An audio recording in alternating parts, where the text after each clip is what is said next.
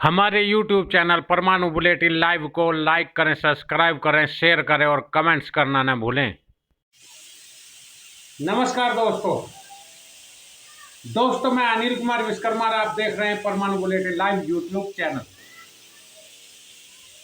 दोस्तों जैसे कि आप जानते हैं कि आज जो है दिल्ली के जो चुनाव की वोटिंग की गिनती हो रही थी, तो सभी दोनों पार्टियां यानी सभी मतलब आप जानते ही हैं, कांग्रेस तो दिल्ली में कहीं दिखाई भी नहीं दी, तो आम आदमी पार्टी और बीजेपी वाले दोनों अपना अपना दावा ठोक रहे थे। जैसे कि एग्जिट पोल भी पहले से ही दिखा रहे थे कि भारतीय जनता पार्टी की जीत होगी और इस बार भारतीय जनता पार्टी की सरकार बनेगी। दोस्तों ठीक उसी तरह के आंकड़े सामने आए हैं और उसी तरह के वोट, लोगों के विचार, लोगों के सोच, ऐसा लगा कि जैसे मीडिया वाले जिन्होंने एग्जिट पोल बनाए थे वे वाकई इस बार दिल्ली में जनता के बीच गए और जनता के लोगों का मन उन्होंने भांप लिया। क्योंकि जनता, आप जानते ही हैं, कई बार स्थितियां ऐसी होती हैं कि मीडिया वाले एग्जिट पोल कुछ और दिखाते हैं और रिजल्ट कुछ और आते हैं। क्यों ऐसा इसलिए होता है दोस्तों, क्योंकि जनता जो है बहुत चीज़ों को अपने मन में समाई होती है और वो कहती है कि जब समय आएगा जब ही चीज़ों को दिखाया जाएगा। यानी वो वोट डालने तक भी नहीं बताती कि हम किसे वोट डालने जा रहे हैं। लेकिन इस बार जो है मीडिया वाले भी जनता के मन को पढ़ने में कामयाब हो गए। ये सच्चाई है दोस्तों, क्योंकि रिजल्ट बिल्कुल उसी तरह लगभग आए जैसे कि, बल्कि उससे भी ज्यादा आया। लेकिन कहीं ना कहीं बिल्कुल सटीक समझ कहो कि मीडिया वाले अपने जो है एग्जिट पोल बनाने में बिल्कुल सही खरे उतरे हैं। इसे खरे कह सकते हैं, खरे उतरे। क्योंकि बहुत सारे लोग थे जिनका कहना था, बहुत सारे पहले से चुनाव देखते रहे लोग जो चुनाव में ध्यान भी देते थे, तो उनका भी कहना यही था कि इस बार आम आदमी पार्टी की सरकार बनेगी, चाहे भले ही कम बहुमत कम रहे, यानी कि सीटें कम रहे, लेकिन सरकार उन्हीं की बनेगी। लेकिन मामला एकदम उलट और बिल्कुल मीडिया के एग्जिट पोल के हिसाब से हुआ। खैर कोई बात नहीं, ये तो एक अलग बात है। मीडिया वालों को धन्यवाद, बहुत बहुत धन्यवाद कि उन्होंने सही एग्जिट पोल बनाया। लेकिन दोस्तों आज हम एक चीज जरूर बताएंगे इसमें, जब दिल्ली में सरकार बदली है तो बदलने का एक बात जरूर कही जाएगी। क्योंकि दिल्ली के अंदर फ्री बिजली, फ्री पानी, फ्री पढ़ाई, फ्री दवाई, महिलाओं को बस में टिकट फ्री। दोस्तों ये तो वो चीजें हैं जो पहले से ही दिल्ली सरकार कर रही थी। अब दिल्ली को इन सब चीजों से छुटकारा मिल जाएगा। चुनाव में क्या क्या वादे हुए, क्या क्या करने की बातें हुई, वो तो अलग बात है दोस्तों, वो तो बहुत सारी और सारी चीजें, लेकिन जो चल रही थी चीजें, अब दिल्ली में इन चीजों से छुटकारा मिल जाएगा। क्योंकि दिल्ली ने बहुत सहा है दोस्तों। दिल्ली जिस पैसे से अपना विकास कर सकती थी वो पैसा जनता में बांट दिया गया, चाहे वो फ्री बिजली देकर, चाहे वो फ्री पानी देकर, चाहे वो फ्री पढ़ाई देकर, चाहे वो फ्री दवाई देकर, चाहे वो फ्री टिकट देकर।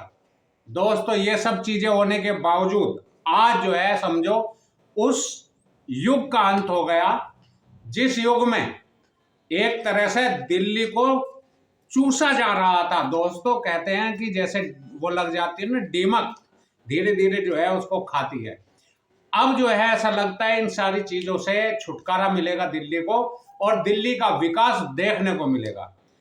देखेंगे, हम भी यही हैं और जनता भी यही है। जनता भी देखेगी कि विकास क्या होता है और किसे विकास कहते हैं, क्योंकि जो सरकार बनेगी गारंटेड वो विकास करेगी करेगी।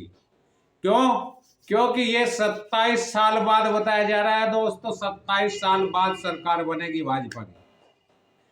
और 27 साल बाद बनने का मतलब ये है कुछ कर दिखाना होगा। जब ये सरकार कुछ करके दिखाएगी तभी इसका भविष्य आगे सुनिश्चित होगा और आगे भी इसकी सरकारें बनती रहेंगी। तो दोस्तों, दिल्ली का जो एक पुराना चैप्टर था, पुराना अध्याय था, वो सब केजरीवाल चैप्टर बंद हो गया, खत्म हो गया। लेकिन अब जो है जिन लोगों के हाथ में दिल्ली आई, यानी भारतीय जनता पार्टी के, अब उन्हें देखना है कि दिल्ली का विकास किस तरह से कराया जाएगा, दिल्ली की जनता किस तरह का विकास चाहती है। ये तो विकास की बात है दोस्तों, लेकिन अब एक नया जो है